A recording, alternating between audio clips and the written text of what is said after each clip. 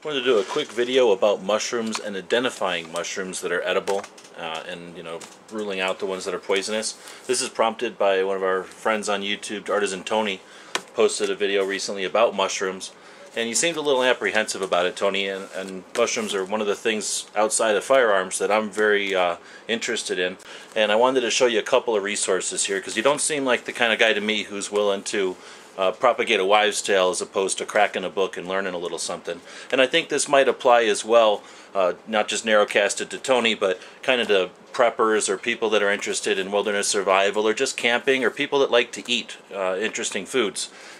Mushrooms are oftentimes kind of overlooked because people aren't familiar with them, and honestly there's not a lot to know about them. They're kind of simple organisms and they're very flavorful, a lot of fun to identify them and find them. And one of the reasons I'm kind of eager to put this video out is because I hate to see somebody in a place like Tennessee where you are, where there's quite a few varieties, some real flavorful ones too. I'm out here in Arizona and we don't really get a lot of mushrooms, at least not the edible kind. But anyway, just wanted to let you know that you don't need to be afraid of them, and if you want to do your homework on them, there are some great resources. One that I've really liked for a long time is this one called Mushrooms in North America. It's written by this guy. I don't get paid by the book or nothing, but it's just always been a great resource for me when I travel. I almost always have this book with me because if I see a mushroom on the side of the road that I haven't seen before, it's the kind of thing I like to investigate. And there's a thing called a spore print. Everyone's familiar with, well, maybe not everyone, but the way mushrooms work is what we see on the above ground is just their flower, and its job is to reproduce. So they're dropping spores from underneath the cap there. And you basically take a cap, you put it on a piece of glass. So I always just take a picture and take the, that 8.5 by 11 size piece of glass, put the mushroom on there for a couple hours or maybe a day, and what's going to happen is all those spores are going to fall out of the cap, and they're going to leave a pattern and they're going to have a color. And by those two things, just like identifying two different strains of corn, you're going to be able to identify this mushroom from that mushroom. There's some other things to learn, but it's really kind of fun. And you really don't have to be too worried about poisonous mushrooms. Again, that's sort of, people that are unfamiliar with them kind of default to mushrooms are poisonous, and they're not. There's very few of them that are actually poisonous. Some of them will make you kind of seasick or something, a stomach ache, but that's about the most any of them will do if you eat the wrong ones. But with a little bit of homework, you can figure out which ones are good to eat.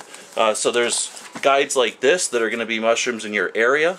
You're going to find local books like this one written by some college guy, and these are specifically ones from Colorado. I'm sure you can find them for your state. You can get them for North America.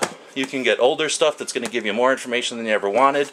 You can get some of these easy guides, which I don't recommend because they're just drawings, and look at the difference between just a picture of the outside of a perfect mushroom compared to some of the better field guides out there that show you what they look like when they're kind of stepped on or rotten or anyway cut in half, and they give you a better representative sample set, so when you're identifying them it makes it a lot easier. But like I say, there's some very simple ways using a spore print to identify mushrooms. I did want to touch on survival guides. You have to be careful. This isn't a good survival guide. I like the book, but they give mushrooms a whole 2 pages, that's it. So what they're going to give you is some basics, but again, do your homework ahead of time. The time to learn about survival isn't when you're stuck in the wilderness, it's beforehand, so that you take that knowledge with you as a tool. And again, they're going to give you some ways to identify mushrooms, but a field guide is going to be a much better job, so learn the mushrooms in your area. Lastly, just as a tip, if you are really concerned about the hallucinogenic mushrooms, go to the source. Get something like this, which is for druggies, and it's a thing that they use to identify their mushrooms. That's what a hallucinogenic mushroom is going to look like. Very different from the ones you saw. Most hallucinogenic mushrooms look something like this.